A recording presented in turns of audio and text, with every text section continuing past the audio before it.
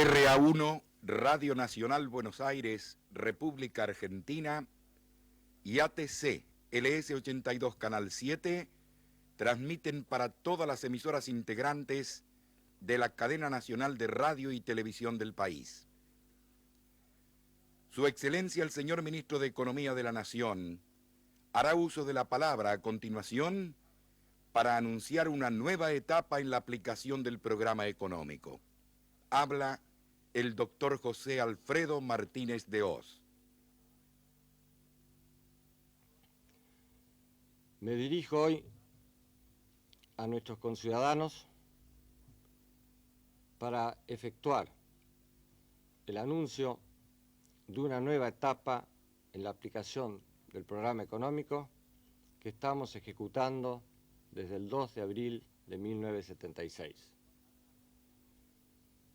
Han transcurrido 4 años y 3 meses desde entonces, y el conjunto de las medidas que hemos venido realizando ha permitido llevar a cabo en ese lapso una profunda transformación de las estructuras económicas del país.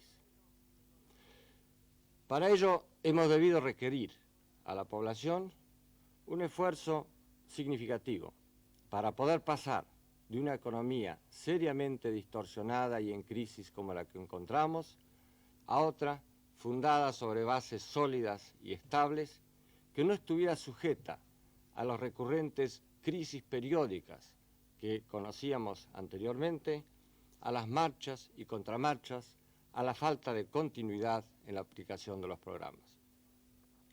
El proceso de ajuste no ha sido fácil. Desde el comienzo advertimos, diría textualmente, que el camino iba a ser duro, largo y difícil. Nunca hemos dicho que encontraríamos una solución total, rápida y espectacular. Hemos siempre hablado con franqueza a nuestros conciudadanos. El 2 de abril de 1976 afirmamos que no existen soluciones mágicas, ni recetas milagrosas, que solamente vale el esfuerzo, el trabajo disciplinado y constante, para lo cual anunciamos un programa global, coherente y de mediano plazo para lograr la recuperación, el saneamiento y la expansión de la economía argentina. En el transcurso de la aplicación de este programa, hemos debido enfrentar con agilidad y flexibilidad la gran fluidez en la evolución de la economía que se ha venido produciendo y la reacción de los factores y agentes en forma a veces distinta o difícil de prever debido a esta misma fluidez. En verdad, nuestro pragmatismo nos ha servido para ello y creo que nos ha distinguido de la aplicación de un dogmatismo cerrado, impermeable a estos efectos. En este sentido, creemos haber demostrado nuestra permanente disposición de ajustar o corregir la aplicación del programa a la luz de aquellas reacciones o de lo que podría considerarse como errores en la instrumentación o debido a cambios en la situación de la economía interna o internacional. Hemos estado y seguimos estando siempre dispuestos a escuchar todas las críticas y sugerencias que nos formulen. Nuestra vocación para el diálogo ha sido permanente y constante. A veces, sin embargo, creo que se confunde el diálogo con el hecho de que, por no lograr siempre coincidencias total y parcial, no hemos seguido todas las recomendaciones que se nos han formulado. Quiero afirmar hoy, reafirmar, que seguimos, como siempre, con voluntad de escuchar y recibir todas aquellas críticas de buena fe que se nos quieran formular, todas aquellas iniciativas y soluciones concretas que se efectúen.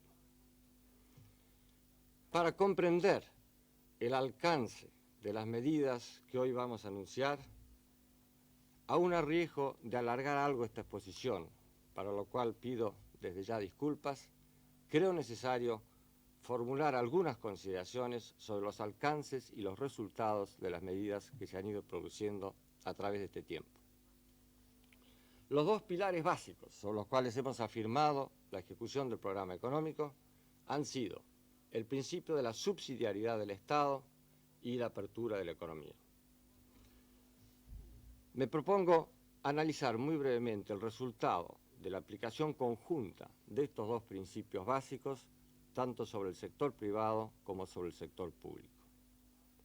Con respecto al sector privado, podemos observar que la inversión bruta fija y el Producto Bruto Interno han alcanzado en 1979 el volumen medido en valores de moneda constante más alto de la década de 1970 y también el más alto que registran las estadísticas disponibles.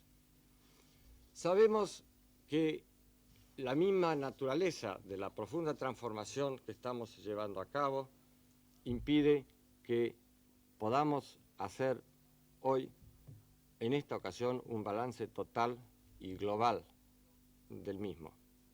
Pero quisiera destacar lo que yo considero son 12 puntos fundamentales a través de los cuales se puede medir la profundidad de la transformación que hemos llevado a cabo. En primer lugar, la libertad de precios, la eliminación de los controles de precios. En segundo término, la libertad de las transacciones cambiarias con la eliminación de los controles de cambio.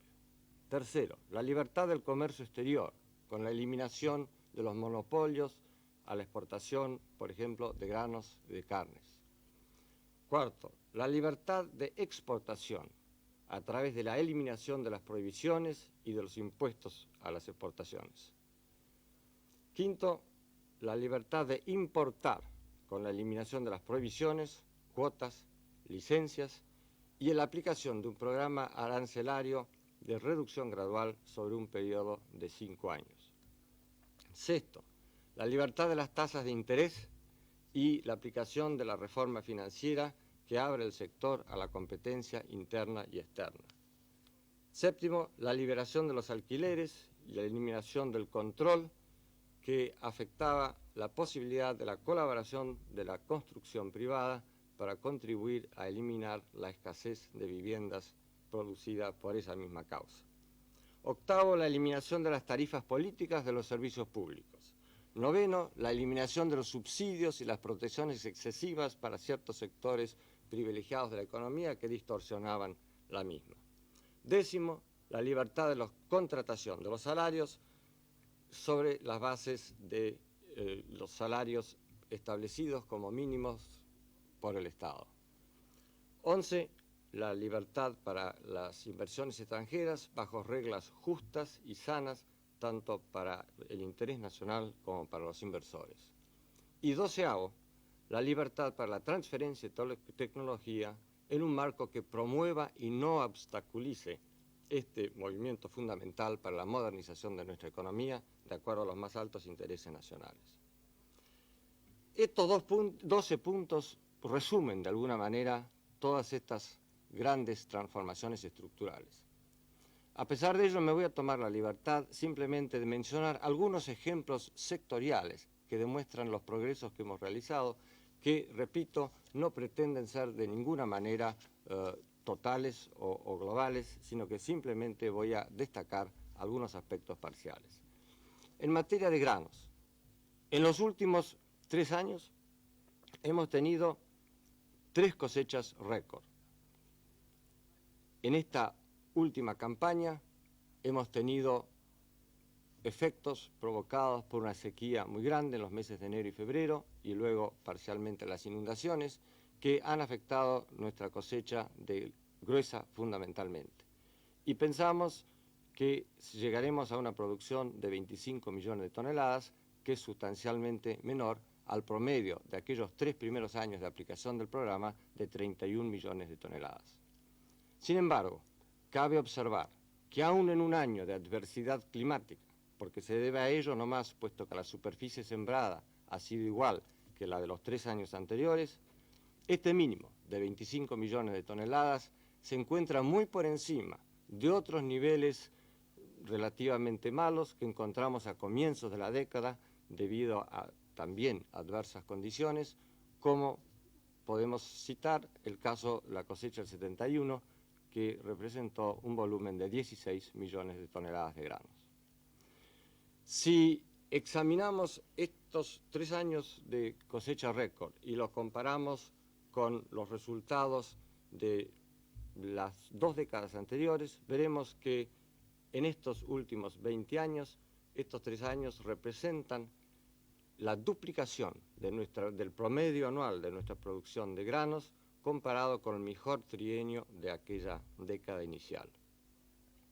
Con respecto a nuestras exportaciones de granos, si efectuamos esta misma comparación, observaremos que se han triplicado en ese periodo. Con respecto a la industria,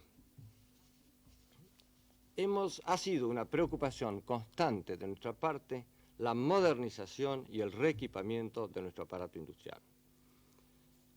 Hemos a ese objeto llevado los aranceles o los impuestos a la importación de los bienes de capital no producidos en el país a cero, con el objeto de promover esta modernización.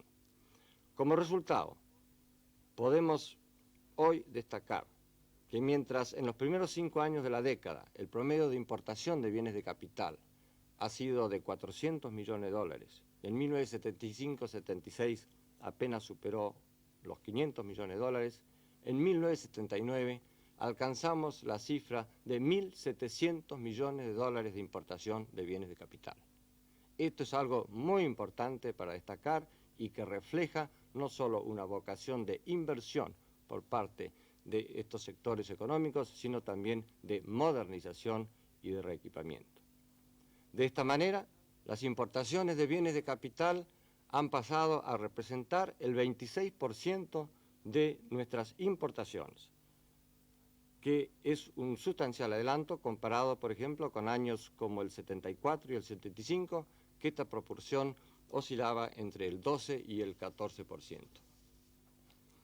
En cuanto a la producción local de bienes de capital, si tomamos como indicador el sector de maquinarias y equipos, podremos observar que entre el primer trimestre de 1976 y el primer trimestre de 1980 ha crecido alrededor de un 23%, lo cual también compara muy favorablemente con la evolución de todo el sector manufacturero en este mismo periodo, que ha sido de un crecimiento del 6%. Esta tendencia hacia la modernización se encuentra reflejada también en el proceso de transferencia de tecnología. Esto, como he dicho, lo hemos liberalizado e impulsado a través de la nueva ley que hemos sancionado, y en el periodo correspondiente al de nuestra gestión, o sea, con posterioridad a la sanción de la nueva ley, los contratos de transferencia de tecnología inscriptos en el registro correspondiente se han multiplicado por 8, tanto con respecto a su número como con referencia a su valor. Esto también es un resultado muy importante. En cuanto a los proyectos de promoción industrial, que es también un reflejo de inversión y de modernización, en el periodo de 4 años, comprendido entre 1976 hasta el presente, podemos comprobar que se han autorizado inversiones por más de 3.000 millones de dólares. Y esta cifra la podemos comparar al periodo de los 17 años anteriores, correspondientes a 1958 a 1975. Y veremos que en ese periodo ha habido una inversión de algo menos de 2.000 millones de dólares autorizada bajo estos regímenes. Aquí de nuevo, en 4 años, un 50% de mayor inversión autorizada que en los 17 años anteriores. Con respecto al comercio exterior, si comparamos 1975 con 1979, podremos comprobar un incremento del 160% en nuestras exportaciones y un 60% en nuestras importaciones. Esto ha ocurrido en un cuadro de grandes dificultades en el orden de los mercados mundiales y la pérdida o disminución de muchos de nuestros mercados más tradicionales, por lo cual ha habido un gran esfuerzo de diversificación en nuestras exportaciones y de apertura de nuevos mercados hacia Asia, África y Europa Oriental. La participación argentina en el comercio exterior ha crecido en este periodo en un 25%. La balanza comercial ha tenido en toda esta época un superávit importante y para 1980 anunciamos que preveíamos un mayor equilibrio en esta situación.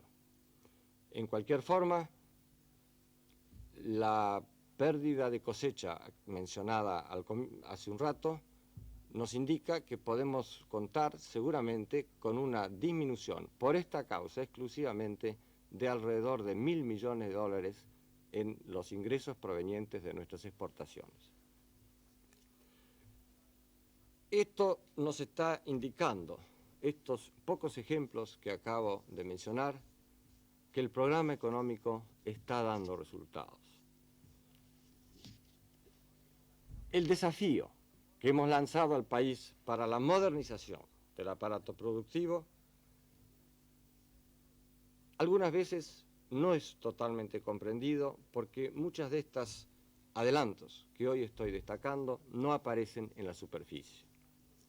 Algunos comentarios quieren hacer aparecer a la apertura política como fomentando únicamente la importación de bienes de consumo, y esto es lo que aparece en el comentario rápido y superficial.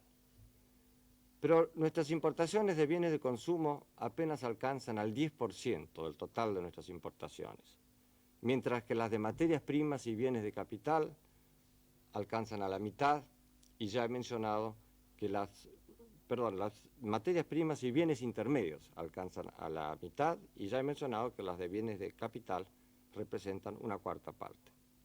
De manera que lo que importa no es lo que se ve en las vidrieras de la calle Florida. Lo que importa es lo que no se ve, lo que está en las fábricas y en los grandes centros productivos del país. Ahí está el progreso, ahí está la modernización impulsada por el proceso de apertura de la economía. Esto ha sido posible, por otra parte, gracias al aumento de la capacidad adquisitiva externa del país. Para tener una idea de lo que esto representa, la tasa promedio anual de nuestras exportaciones entre 1976 a 1979 ha sido del 25%, mientras que en la primera parte de la década del 70 hemos tenido una reducción o una caída del 4% en este nivel de nuestras exportaciones.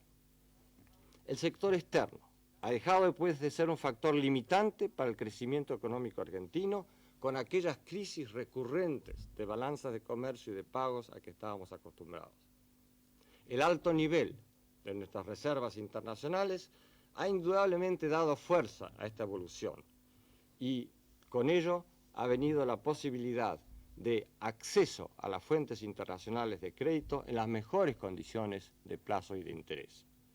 A este respecto quisiera referirme a un muy reciente hecho, antes de ayer, en que se han abierto los sobres para la licitación de las turbinas y los generadores de la obra más importante que ha realizado la Argentina en su historia. Me estoy refiriendo naturalmente a Yacyretá. Pues bien, las ofertas que hemos recibido a través de 13 grandes consorcios en que han intervenido empresas internacionales y nacionales nos han mostrado tres características importantes. En primer lugar, que hemos logrado ofertas a 20 años de plazo, ofertas me refiero de provisión de bienes y equipos financiadas a 20 años de plazo, incluyendo 10 años de gracia. Segundo, que la tasa de interés de esta financiación es extremadamente baja, un 7,75% anual. Y en tercer lugar, que el precio cotizado en las más bajas ofertas ha sido menor al calculado o estimado por los consultores internacionales que han preparado el proyecto, en un 30% en el caso de las turbinas y un 50% en el caso de los generadores. Quiere decir que esto es una nueva muestra de la confianza internacional en el proceso de la evolución económica argentina y que nos está permitiendo llevar adelante al menor costo posible todas estas grandes obras que benefician a nuestro país, tanto desde el punto de vista económico, social y también político. La mayor utilización de este financiamiento interno en estas condiciones favorables ha permitido que podamos adelantar en nuestro desarrollo económico y social, aunque ha traído indudablemente un crecimiento de nuestra deuda externa, que resulta, sin embargo, perfectamente compatible con nuestra capacidad de pago. Por otra parte, a través de la acción firmemente proseguida por nosotros, hemos llegado a mejorar sustancialmente el perfil de la deuda externa, es decir, los términos en que vencen las obligaciones contraídas para lograr que no haya una acumulación en determinados periodos de un exceso de vencimientos a los cuales el país no podría hacer frente. Esto es de fundamental importancia. Estamos, pues, asistiendo a un cuadro opuesto al que la Argentina estaba acostumbrada previamente. Estamos rechazando ofrecimientos de financiación internacional, mientras antes lo que se nos ofrecía a la vista eran ministros argentinos peregrinando y mendigando por el mundo para obtener la refinanciación de créditos externos a los cuales la economía del país había sido llevada al punto de no poder afrontar sus obligaciones. No quisiera dejar de decir unas palabras en esta ocasión, muy cortas, con respecto a la reforma financiera. En primer lugar, para destacar su importancia. Luego, para insistir en que esta apertura hacia la competencia interna y externa ha tenido como objeto el fortalecimiento del sistema financiero para que pueda servir y ser apto para su función precisamente de financiar con fortaleza nuestro crecimiento económico.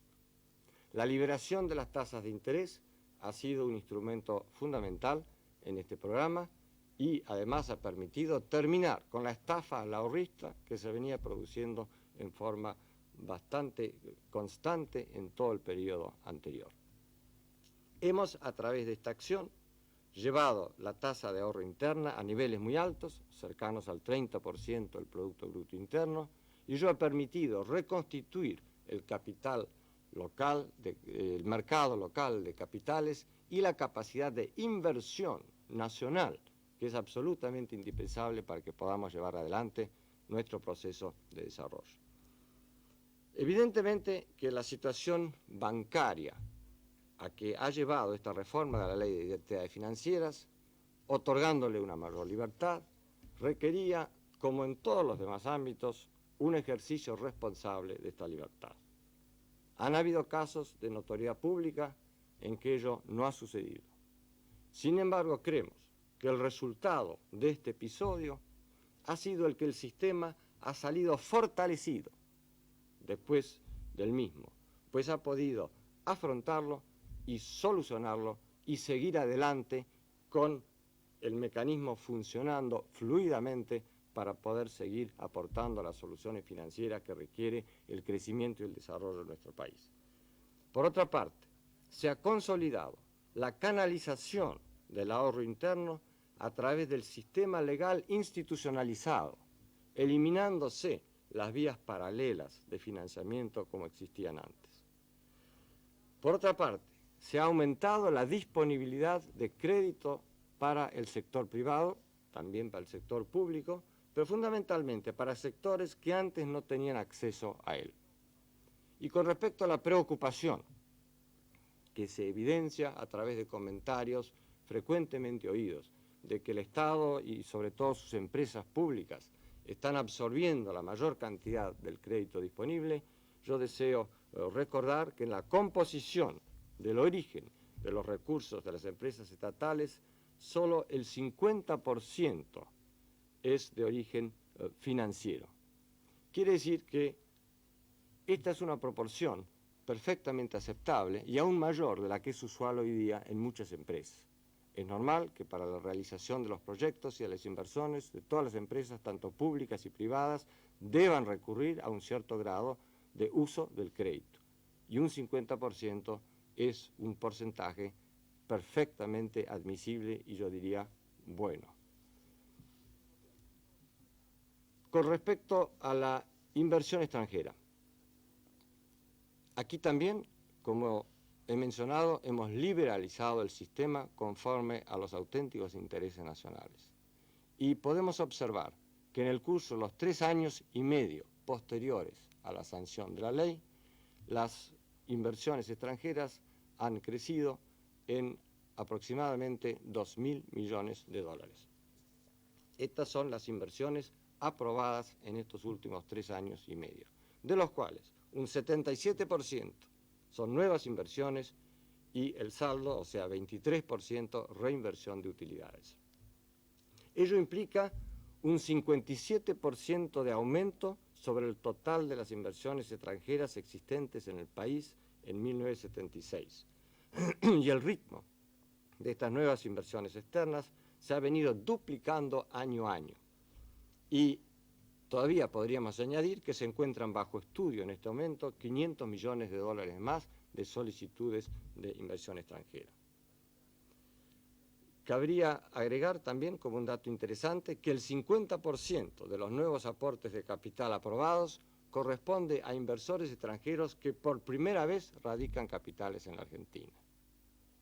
Y también cabría la observación de que estas cifras tienen mayor significación que las de periodos anteriores porque aquellas han sido efectuadas en un ámbito de alta protección, de reserva de mercados y aún de subsidios. Quisiera referirme con algún mayor detenimiento a la política salarial porque encuentro que en ocasiones no ha sido comprendida debidamente. Hemos querido sobre todo revertir el proceso del incremento de los salarios nominales en forma masiva con una pérdida progresiva de su capacidad adquisitiva. Recordemos que en el último año anterior al cambio de gobierno, o sea, si computamos el periodo marzo del 75 a marzo del 76, mientras los salarios nominales aumentaron un 370%, el índice de precios se incrementó en un 566%. O sea que los salarios perdieron un tercio de su capacidad adquisitiva. A través de la política actual se ha tendido a que las mejoras salariales se efectúen en un ámbito de aumento de la producción y de productividad. En el proceso de recuperación de nuestra capacidad adquisitiva hemos ido liberalizando esta política salarial y a partir del 1 de septiembre pasado, o sea de 1979, la misma consiste en que el Estado fija periódicamente los niveles de los salarios mínimos y de los llamados básicos de convenio. Y por encima de ellos existe plena libertad para la concertación por acuerdo de las partes del nivel correspondiente para la remuneración del trabajo. Hemos eliminado así el sistema tan nocivo de los aumentos masivos de salarios que se transfieren inmediatamente a los precios y van perdiendo de esta manera su capacidad adquisitiva. Es decir, que concebimos que el mejor aumento salarial es aquel que se produce en un contexto de aumento de producción y de productividad, porque en esta forma se mantiene el mayor poder adquisitivo de los mismos. En este proceso, debemos destacar, se ha venido desarrollando en un marco de plena ocupación. Cuando asumimos nuestras funciones, la tasa de desempleo se encontraba cercano al 5% y con una perspectiva de un fuerte incremento en el mismo. Desde el comienzo nos comprometimos a hacer nuestros mayores esfuerzos para que esto no se produjera y que, por el contrario, la tasa disminuyera. Esto es lo que ha sucedido en la práctica y la última muestra de abril pasado nos indica que se mantiene esta tendencia con un porcentaje del 2% que indica solamente desocupación friccional, o sea, la gente que está cambiando de empleo. Pero esta es una situación de plena ocupación y, por lo tanto, ello también sirve de elemento para fortalecer el nivel nacional salarial por la competencia producida por una mayor demanda de mano de obra que la oferta existente. A través de las encuestas salariales que realiza nuestro Instituto Nacional de Estadísticas, el llamado INDEC, hemos podido comprobar que el nivel del salario total medio mensual que percibe un trabajador industrial, tomando una muestra de los grandes centros industriales del país y comparando el segundo trimestre de 1976 con el primer trimestre de 1980, demuestra un aumento del 20% en el salario real. O sea, que el nivel de los salarios nominales ha crecido en más un 20% que el nivel de crecimiento de los precios. Quisiera brevemente referirme al engaño que significan algunas comparaciones sobre las cuales se fundan juicios basados en que el salario real ha disminuido en el periodo de nuestra gestión. A tales efectos se comparan cosas no comparables. Se toma como base para efectuar estas comparaciones el año 74 y los salarios de convenio pagados en esa época, en la cual había solamente en algunos casos algún plus por encima, pequeño, de esos salarios de convenio. En cambio, en la actualidad, si se toman los salarios de convenio como elemento de comparación, el plus que se paga por encima de ese salario de convenio es mucho mayor, porque ese es el sistema que hemos establecido tal cual lo he explicado. De manera que no pueden compararse los salarios de convenio de ese año con los actuales. Tampoco puede tomarse ese año 74, que fue uno de muy altos salarios nominales, como base de comparación, porque en esa misma época existía un control de precios muy rígido y los precios que reflejaban las estadísticas oficiales para comparar la evolución del salario y de los precios no eran, como todo el mundo sabe, los verdaderos, puesto que existía un amplio y fuerte mercado negro. De manera que los verdaderos precios que pagaba la población eran mucho más altos que los oficialmente registrados. De manera que cuando en abril de 1976 liberamos los precios, se produjo lo que podríamos llamar un blanqueo en las estadísticas, o sea que esos precios negros pasaron a ser registrados oficialmente y por lo tanto apareció en el papel una caída de poder adquisitivo del salario que en la práctica ya existía. De manera que por eso es que nosotros tomamos como base de comparación el segundo trimestre de 1976, o sea, posterior a la liberación de precios para poder efectuar comparaciones valables. La política de apertura de la economía, visto desde el punto de vista laboral, significa también abrirle a este sector una oportunidad la cual no ha tenido antes. Es decir, que el proceso de modernización, de incorporación de alta tecnología y reequipamiento en nuestra industria ha cambiado la estructura salarial. Si la comparamos a una pirámide en la cual la base es ancha y está representada por el mayor número de salarios de menor nivel y de menor especialización, y va creciendo a medida que se incrementan las remuneraciones, esa estructura piramidal ha cambiado. La base es más chica y se ha engrosado la mitad, o sea, se ha aumentado el número de empleos disponibles con mayor remuneración y mayor especialización y tecnificación. Es decir, que una industria moderna con mayor contenido tecnológico ofrece una más amplia oportunidad de empleos y de trabajos con mejores remuneraciones que una industria anticuada, obsoleta y débil. De manera que esto es fundamental para que el sector laboral pueda comprender el futuro que le depara al mismo y al país el proceso de apertura de la economía.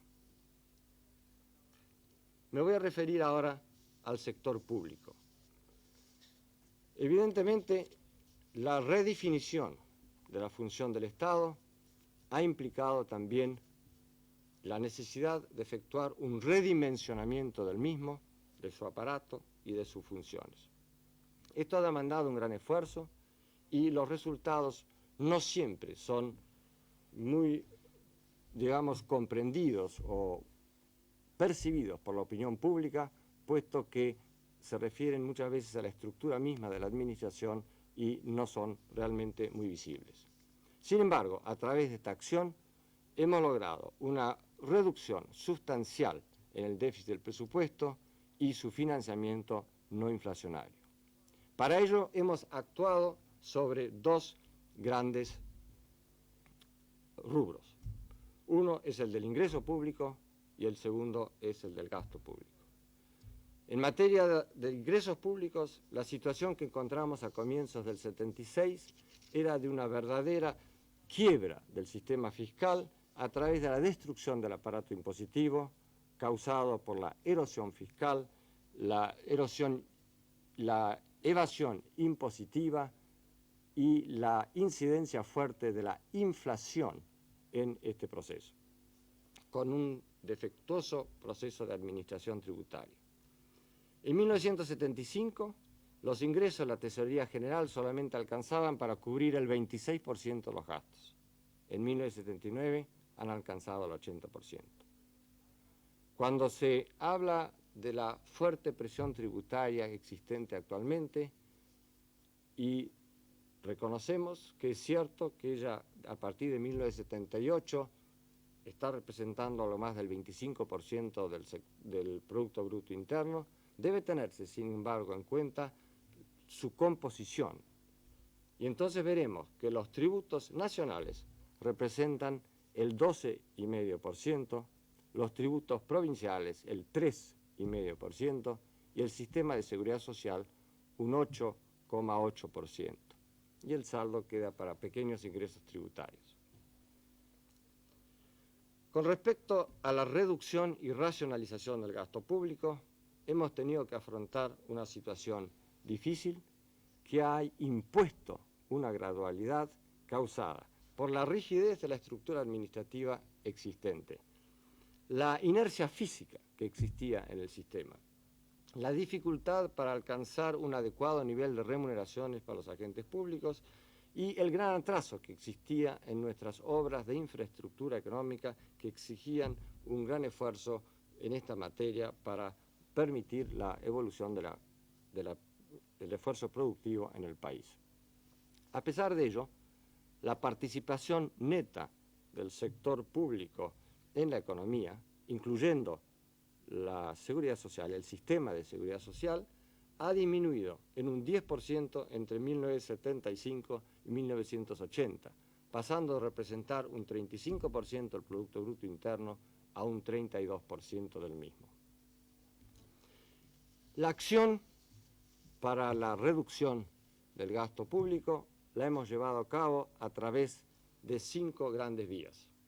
Primero, la racionalización de la administración pública. Segundo, la reorganización de las empresas estatales. Tercero, el programa de privatización de empresas públicas. Cuarto, la transferencia de obras y servicios públicos a provincias y municipalidades. Y quinto, el reordenamiento y programación de la inversión pública. Con respecto al primero, la racionalización de la administración pública y la eliminación de su personal redundante. Podemos comprobar que en los años de nuestra gestión todo el sector público del país ha disminuido el número de sus agentes en más de 200.000 personas. Para medir adecuadamente estos resultados hay que tener en cuenta que alrededor del 60% de este personal tiene una rigidez en su composición que hace virtualmente imposible lograr una reducción importante en ese porcentaje. Me estoy refiriendo, por ejemplo, a los maestros, a los jueces, a los personal de salud pública como enfermeros y demás, y al personal de Fuerzas Armadas y de seguridad. El resto, o sea, el 40% del total, es aquel sobre el cual hemos podido actuar y sobre el cual hay que computar estas 200.000 personas, que de esta manera representan una reducción del 25% del total reducible, o sea, de ese 40% no rígido. Estos resultados alcanzados obviamente no significan que sean definitivos, seguimos trabajando en ellos y al mismo tiempo estamos llevando adelante lo que algunas veces ya hemos referido públicamente, que es la racionalización de la administración pública en su sistema de llevar adelante los trámites, la consideración de las peticiones de los ciudadanos y de las necesidades del sector. A estos efectos, estamos ya recibiendo los primeros informes de los consultores especializados que en su oportunidad contratamos, y creemos que, si bien aquí no se lograrán resultados espectaculares, sí podrá irse a una simplificación de todo el sistema de trámite administrativo y de eliminación de burocracia superflua. Segundo, con respecto a la reorganización de las empresas estatales, hemos hecho una importante reforma jurídico-administrativa, contable y laboral. Hemos transformado la mayor parte de ellas en sociedades de capital para poder dotarlas de la agilidad y de la flexibilidad necesaria parecidas a la de una empresa privada para poder accionar. Podemos medir algunos de estos resultados en su eficiencia operativa, midiendo su producción comparado con el número de agentes ocupados, y veremos para el conjunto de las principales empresas estatales se observan incrementos de hasta un 90% con un promedio del 50% de incremento de esta eficiencia operativa medida en dicha forma. En 1976, sobre un total de 15 grandes empresas de servicios públicos, 14 recibían subsidio del Tesoro. En 1978 habíamos alcanzado reducir esta cifra a solamente 2, Ferrocarriles del Estado y Encotel. A partir de 1980 hemos eliminado la exención de impuestos que existía tanto a nivel nacional, provincial o municipal para las empresas del Estado.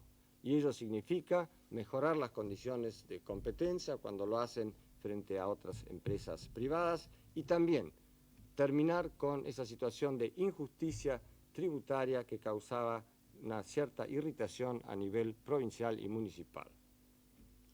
Tercero, con respecto al programa de privatización de las empresas estatales, que está inspirado no solo en un principio, llamémosle teórico, de la función subsidiaria del Estado, sino en algo bien práctico, como es lograr la mejor asignación de los recursos públicos, que son limitados, provienen de los impuestos, del crédito interno o externo.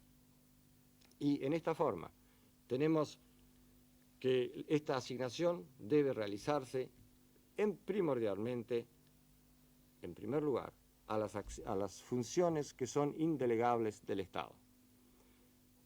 Luego podrán ir a las funciones que concurrentemente puedan realizarse con la empresa privada y, en último término, por excepción, a funciones productivas. Estos principios son los que han inspirado nuestra acción, y a través de ella hemos actuado sobre 3 categorías de empresas. La primera estaba constituida por todas aquellas anteriormente privadas de naturaleza industrial y comercial que habían sido intervenidas o se encontraban administradas por el Estado para evitar su falencia o quiebra.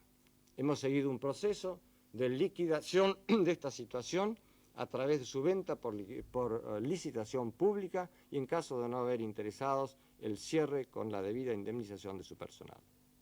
De esta manera, en este periodo, el Estado Nacional se ha desprendido de la administración de 91 empresas. Y está próximo a su finalización el programa, y una de las empresas más importantes que todavía quedaban por terminar el proceso, me estoy refiriendo a SIAM, saldrá a licitación pública en los próximos días. En el orden provincial se está realizando un programa similar. Y por su parte, el Banco Nacional de Desarrollo y la Caja Nacional de Ahorro y de Seguridad han liquidado su tenencia accionaria, o sea, las acciones que tenían en sus carteras, totalmente en el caso de 250 empresas y parcialmente en el caso de 22 empresas. Esto también es una forma de privatización.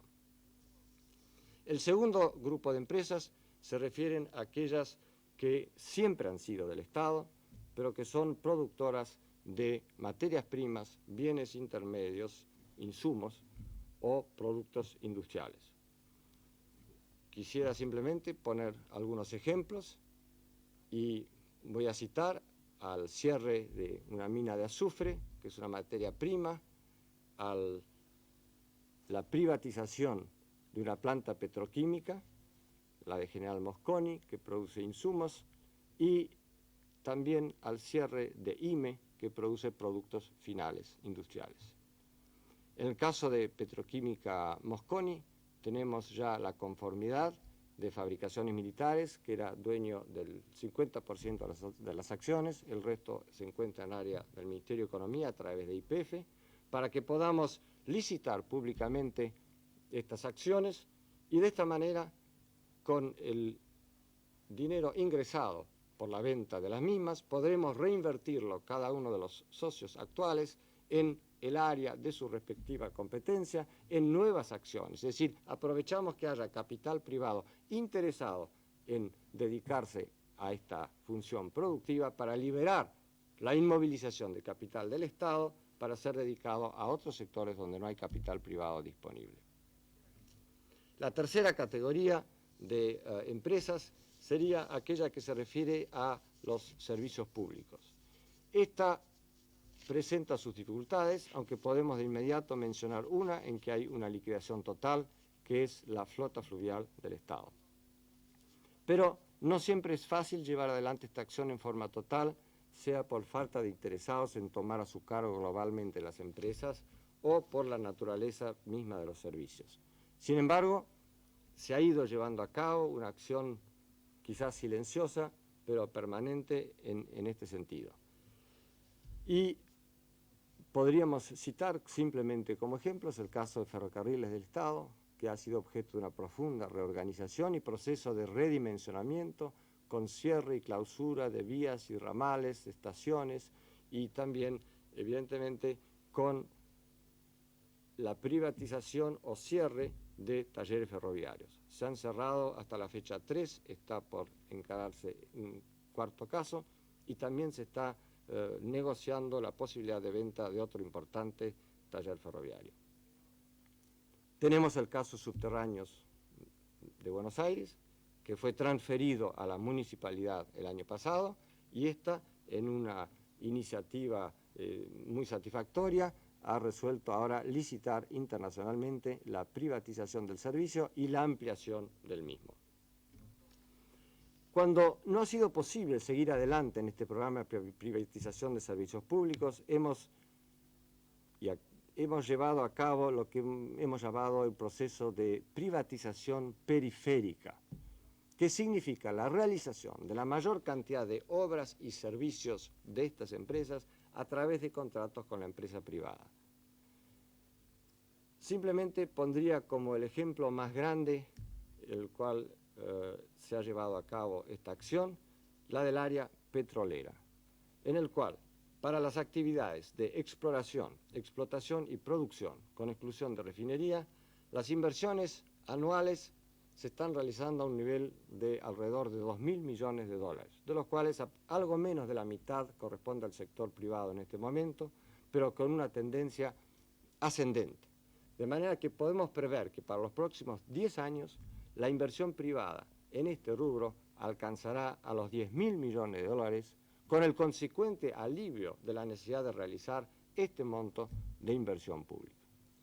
Podríamos citar casos importantes en materia de gas, donde se ha recurrido a la figura de la concesión privada para la ejecución de obra pública con pago bajo el sistema de peaje, el gasoducto Centro-Este y también ciertas plantas de captación y compresión, y lo hemos utilizado también para una licitación para construcción de grandes acueductos y puertos pesqueros, lo mismo que para las autopistas, y en materia de construcción de plantas de almacenaje de granos, un programa que teníamos para realizar por inversión pública con el crédito del Banco Mundial, lo estamos ofreciendo para su realización por el sector privado con transferencia del crédito del Banco Mundial a los sectores privados interesados en llevar adelante este muy importante plan.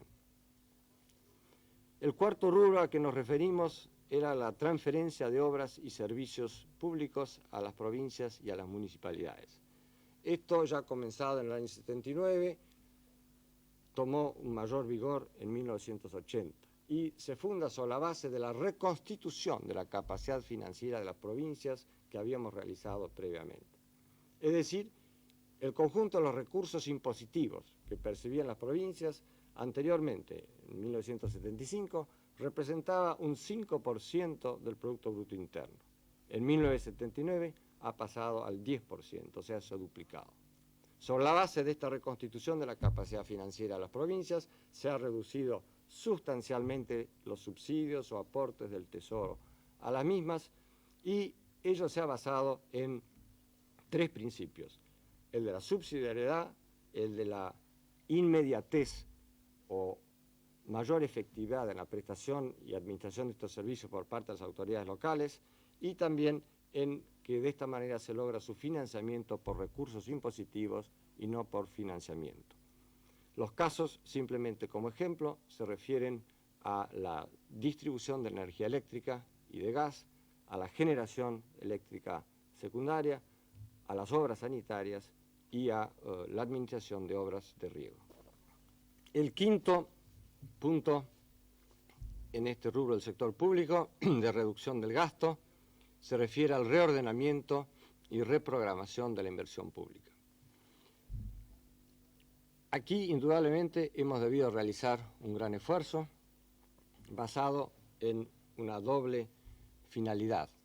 Por un lado, de limitar el monto de esta inversión a niveles compatibles con la capacidad financiera del país, y por otra parte, para llevar a cabo la misma a través de un estricto establecimiento de orden de prioridades. Esto, evidentemente, ha significado, en la medida que se haya ido ejecutando, que se ha disminuido la presión inflacionaria de un muy alto grado de inversión pública que existía en el país. Este reordenamiento o reprogramación, de alguna manera, se vio dificultada por el hecho de que encontramos una gran cantidad de obras públicas en ejecución y de inversiones públicas comprometidas que no eran realmente prioritarias, pero que su grado de adelanto resultaba más gravoso pagar indemnización para la rescisión de los respectivos contratos que concluir estas obras. Esta rigidez en la estructura de la inversión pública que encontramos hizo que de alguna manera se retardaran nuestras posibilidades de lograr su ajuste al nivel que considerábamos más conveniente. Mientras el nivel, podríamos decir, inmediatamente histórico, anterior al 76 de la inversión pública, era de alrededor del 8,5% del Producto Bruto Interno, lo encontramos programado a comienzos del 76 a casi el doble. Esto evidentemente era imposible de financiar solamente con emisión monetaria, y de ahí el gran efecto inflacionario que esto tenía sobre el país. Tuvimos que hacer un esfuerzo gradual de reordenamiento, de reprogramación, y ello gradualmente por las características que he explicado, y por eso entre 1976 y 1978 pudimos llevar este nivel de inversión alrededor del 11,5% en relación al Producto Bruto. En el 79 bajó al 10%, y con el comienzo de nuestro programa de inversión pública decenal para la década de 1980, hemos alcanzado el nivel del 8,5%, que es equivalente a ese histórico a que me he referido. Esto se ha logrado a través de mejores estudios de rentabilidad, la aplicación estricta de criterios de prioridades, y también esta programación a más largo plazo, del cual otro ejemplo es el Plan Energético de 1977 al año 2000. En cualquier forma, podemos decir que, si bien a través de la aplicación del programa decenal, en la década del 80, la inversión pública disminuirá del 8,5% al algo menos del 7, quizás 6,5% para fines de la década, en relación siempre al Producto Bruto, ello significa, en cualquier forma, que estamos realizando un muy alto grado de inversión pública en el país. Si comparamos el gasto público total y la proporción que insume la inversión física en el mismo, veremos que mientras en 1975 ella representaba el 21%, en 1980 alcanza el 24%. Debido al ordenamiento, a una mayor eficiencia en los organismos y empresas del Estado y en las contrataciones que realizan, a un esquema financiero que cierra desde el inicio, se ha reducido notablemente el costo unitario de las inversiones públicas. Es decir, que con menos recursos estamos realizando más obras. Podemos tomar como ejemplo la construcción de caminos, en que con los mismos montos que antes se requería para construir 1 kilómetro de caminos, hoy se está construyendo más de 2 kilómetros. Esto implica también esta reducción gradual de la inversión pública con relación al Producto Bruto, que aumenta la participación de la inversión privada, que mientras en 1977 alcanzaba el 50% del total de la inversión del país, ya en 1980 hemos alcanzado el 65%, y para el final de la década del 80 se llegará al 74%. De manera que hay también una mejor composición del gasto público, y esto se refleja también en las cifras destinadas a los gastos en personal, que se han reducido de un 42% con relación al gasto total del sector público en 1975 al 33% en 1980. Este tema del gasto público y su distribución o composición es necesario tenerlo en cuenta para mejor comprender toda la situación. Es decir, que el gasto público se compone de 3 grandes rubros: los gastos en personal, los otros así llamados otros bienes y servicios, y la inversión pública. La reducción en gastos en personal se dificulta por la limitación que encontramos en la necesidad de continuar nuestra obra de mejoramiento en términos reales del nivel de remuneración de los agentes públicos. Esto es algo importante por el grado, yo diría, de muy baja atención que existía sobre este tema, y la necesidad de prestar mejores servicios a través de la administración pública, a través de personal mejor remunerado. Por lo cual tenemos en marcha ese programa llamado jerarquización y mejora en términos reales de sus remuneraciones. Y esto indudablemente en 1980 ha significado un aumento proporcional en el rubro de gastos en personal comparado con el presupuesto de 1979.